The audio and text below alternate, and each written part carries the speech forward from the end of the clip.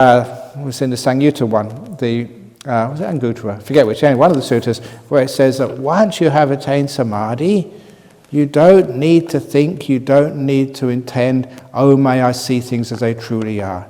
It happens as a natural course, as tamatha. And it's a brilliant teaching of the Buddha, that. I think Bhikkhu Bodhi translated it in a little monograph, a small book, and he called it Transcendental Dependent Arising, and published it at the Buddhist Publication Society in Sri Lanka. Now, this is a great sutta there, because the Buddha says specifically, very clear partly, you can't sort of bend the meaning to suit yourself. It's very clear, it's automatic.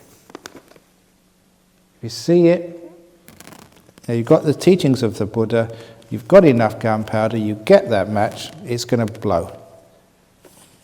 And that's what happens. So this is great. This is automatic. It's no self. Your choice, your will, has got nothing to do with it.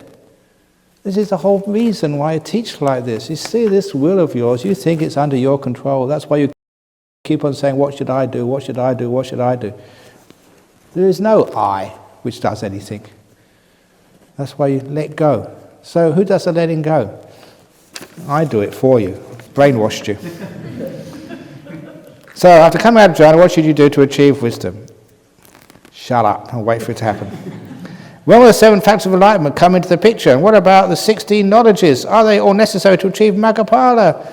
No, the 16 knowledges, that's Abhidharma. The 7 factors of enlightenment, that is actually the word of the Buddha. 7 factors of enlightenment, well, it's investigating Dhamma. That's first. So investigating Dhamma is just that's what you're doing. Investigating doesn't mean thinking about Dhamma. It's not that policeman who stays in his office and thinks who committed the crime. He actually goes out, gets the evidence, gets data. That's what I keep on saying, get data. Don't just think in your room about what's the meaning of life. Go out there and experience life and find it out. So that's actually gathering data. And it's sati as well, mindfulness. Being aware, and I've already mentioned what awareness is, present moment awareness and silence. If you're in the past, that's not being mindful in your memories, and one of the reasons is because everything you thought you did, you probably didn't. The old meditation question, where did you put your shoes? Outside. Where are they? The left or the right? You don't know, do you? You weren't paying any attention. Don't worry about it. I don't remember where I put my shoes either. But who cares? But you start to think, I think I put my shoes on the left, or did I leave them in the hut? Where did I put them? Now, wherever you think you put them, it's probably not there at all. Your memory is totally unreliable. I know my memory is unreliable. That's why I can't be sure what joke I said this morning or yesterday. So that's why I keep telling them again. My memories are, and I've still got sharp memory, but everybody's memory is uncertain. That's why you cannot be sure of the past. It's a waste of time.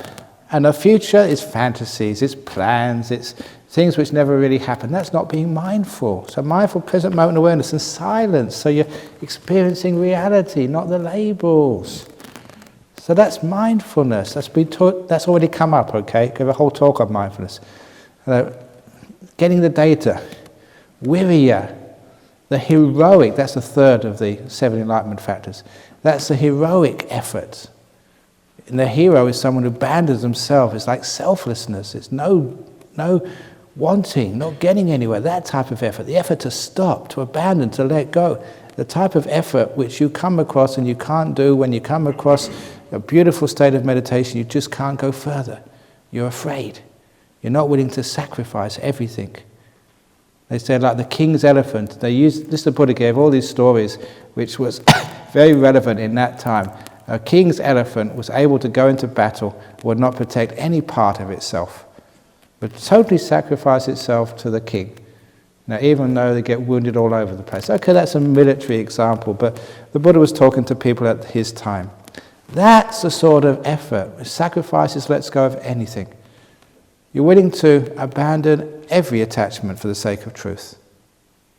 That's viriya. How was it? Piti pasadi. Pity, the joy. How many times I said, have fun. Sadhu, sadhu, sadhu. That arouses pity. Telling jokes, it gives you a bit more fun in your life. That arousing happiness in meditation. I made a huge amount of trying to be happy in meditation.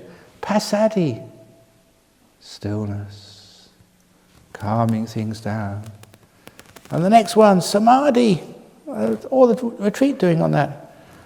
And upekkha, which is just looking on.